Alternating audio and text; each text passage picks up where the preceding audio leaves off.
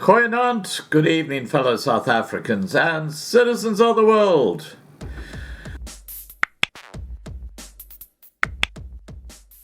You know, in South Africa, it is a complete basket case.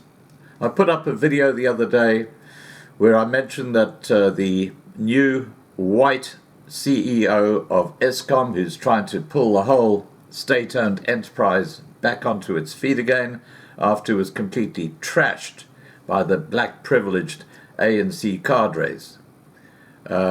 He is now being investigated for racism. Racism, get that? Because he has told a lot of tenderpreneurs who happen to be black businessmen, in other words, well-connected ANC black privileged people, he's basically told them to piss off. Get out of here. We don't want anything to do with you. You've been creaming us for years. And of course, they're not happy. And of course, they're very well connected.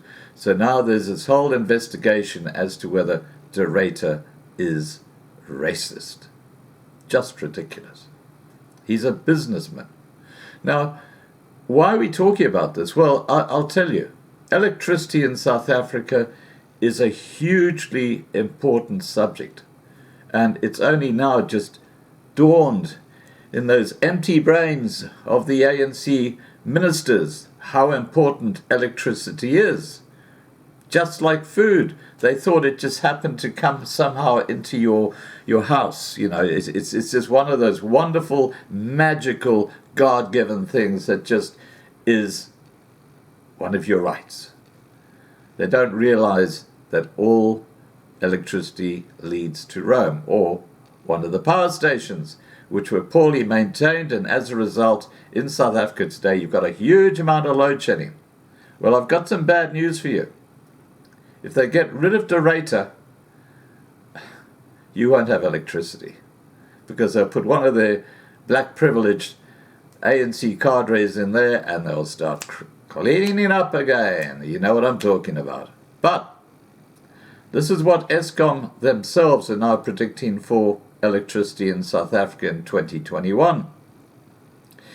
Eskom has warned of serious energy constraints towards the end of 2021, and its forecast suggests things will be bad from August onwards.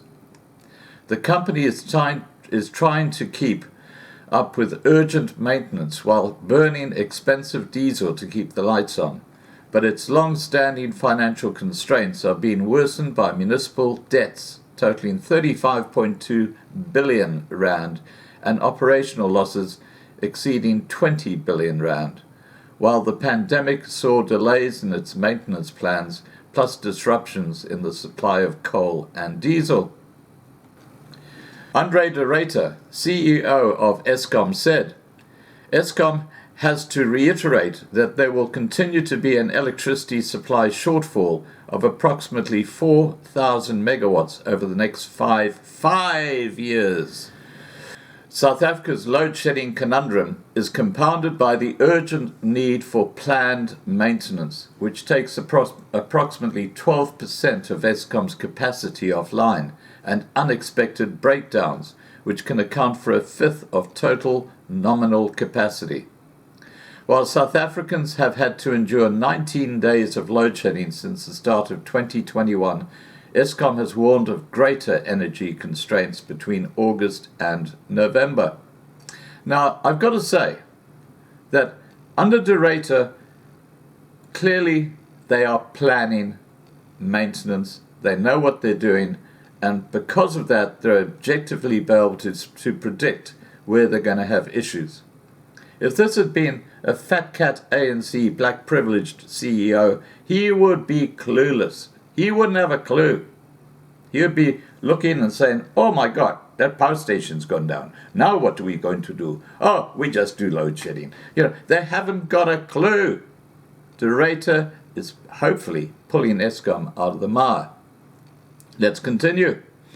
Eskom's Chief Operating Officer Jan Oberholzer said, the drive to implement the reliability maintenance and refurbishment projects in order to address the unreliability is underway to get the plant performance back to acceptable levels by late 2021.